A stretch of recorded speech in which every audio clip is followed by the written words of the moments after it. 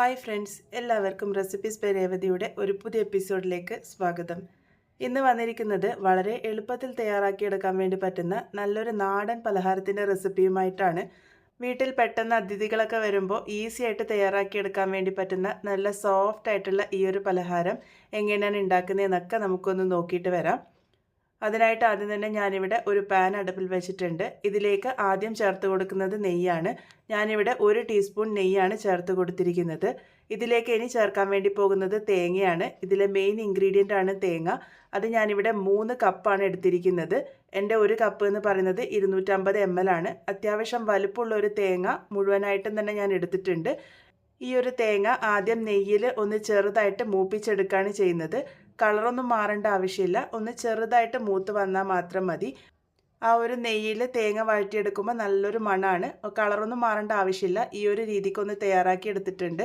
ഇനി ഇതിലേക്ക് ചേർത്ത് കൊടുക്കാൻ വേണ്ടി പോകുന്നത് ശർക്കരയാണ്. ഞാനിവിടെ പൊടിച്ച ശർക്കരയാണ് എടുത്തിരിക്കുന്നത്. 1.5 കപ്പാണ് ഞാനിവിടെ ചേർത്ത് കൊടുത്തിരിക്കുന്നത്. ഈ ഒരു ശർക്കരയിൽ അഴുക്കില്ല എന്ന് ഉറപ്പുള്ളത് കൊണ്ടാണ് ഞാനിപ്പോൾ ഇവിടെ ഡയറക്റ്റായിട്ട് ചേർത്ത് കൊടുത്തിരിക്കുന്നത്. നിങ്ങളുടെ ശർക്കരയിൽ എന്തെങ്കിലും അഴുക്കുള്ളതായിട്ട് തോന്നുന്നുണ്ടെങ്കിൽ അത് ഒന്ന് പാനിയാക്കിയിട്ട് അരിച്ചിട്ട് വേണം ചേർത്ത് കൊടുക്കാൻ വേണ്ടിയിട്ട്. ആ ഒരു സമയത്ത് 1.5 കപ്പ് ശർക്കരയിലേക്ക് 1/4 കപ്പ് അളവ് വെള്ളമൊഴിച്ച് ശർക്കര പാനിയാക്കി അരിച്ച് ചേർത്ത് കൊടുക്കാവുന്നതാണ്. അപ്പോൾ അതാ ഇപ്പോൾ ശർക്കരയായിട്ട് നന്നായിട്ട് യോജിപ്പിച്ചെടുക്കുന്നുണ്ട്. മീഡിയം ഫ്ലെയിമിൽ വെച്ചിട്ടാണ് ഞാനിതിപ്പോൾ തയ്യാറാക്കി എടുക്കുന്നത്.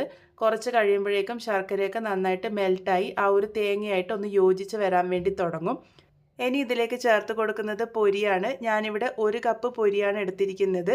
പൊരി കൂടെ ചേർത്ത് വരുമ്പോൾ ഈ ഒരു പലഹാരം നന്നായിട്ട് ഒന്ന് ബൈൻഡ് ചെയ്ത് കിട്ടാൻ വേണ്ടിയിട്ട് സഹായിക്കും.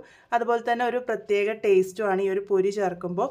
പൊരി കയ്യിലില്ലാന്നുണ്ടെങ്കിൽ 1/4 കപ്പ് മുതൽ 1/2 കപ്പ് വരെ അവൽ ഒന്ന് പൊടിച്ചിട്ട് വേണമെങ്കിലും ചേർത്ത് കൊടുക്കാവുന്നതാണ്.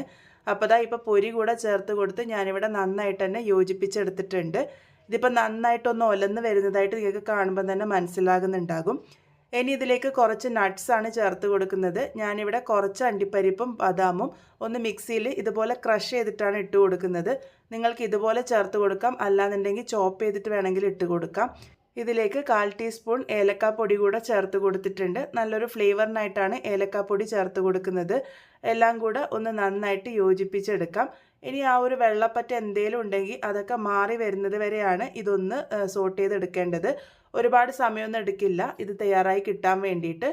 ഇപ്പം തന്നെ ഏകദേശം വെള്ളപ്പറ്റൊക്കെ നന്നായിട്ട് മാറി വന്നിട്ടുണ്ട്. ഇതുപോലെ പാനിൽ നിന്നൊക്കെ നന്നായിട്ട് റിലീസായി ഒട്ടും വെള്ളപ്പറ്റില്ലാതെ ആകുമ്പോൾ നമുക്ക് ഫ്ലെയിം ഓഫ് ചെയ്യാം. എന്നിട്ടൊരു പാത്രത്തിലേക്ക് ഇത് മാറ്റി വയ്ക്കാം. ഇതിൻ്റെ ചൂട് ഒന്ന് ആറി വരാൻ വേണ്ടിയിട്ട് മാറ്റി വെച്ചിട്ടുണ്ട്. ചൂടൊന്ന് ആറി വന്നതിന് ശേഷം നമുക്കിത് ഉരുളകളാക്കിയിട്ട് മാറ്റിയെടുക്കാം. അപ്പോൾ അതാ ഈസി ആയിട്ട് നമുക്കിത് ഉരുട്ടിയെടുക്കാനും പറ്റും. കയ്യിലൊന്നും എണ്ണയൊന്നും തടവേണ്ട ഒരാവശ്യമില്ല.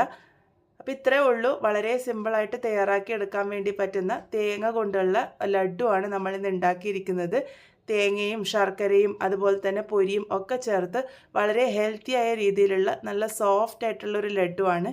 ഈസി ആയിട്ട് തയ്യാറാക്കി എടുക്കാൻ വേണ്ടി പറ്റും. വീട്ടിലൊക്കെ ഗസ്റ്റ് വരുമ്പോഴായാലും കുട്ടികൾക്ക് 4 മണി പലഹാരമായിട്ടായാലും ഒക്കെ ഉപയോഗിക്കാൻ വേണ്ടി പറ്റുന്നതാണ്. എന്തായാലും ട്രൈ ചെയ്ത് നോക്കൂ. ഫീഡ്ബാക്സ് ഒക്കെ പറയാൻ മറക്കരുത്. വീണ്ടും ഒരു നല്ല റെസിപ്പിയുമായി കാണാം.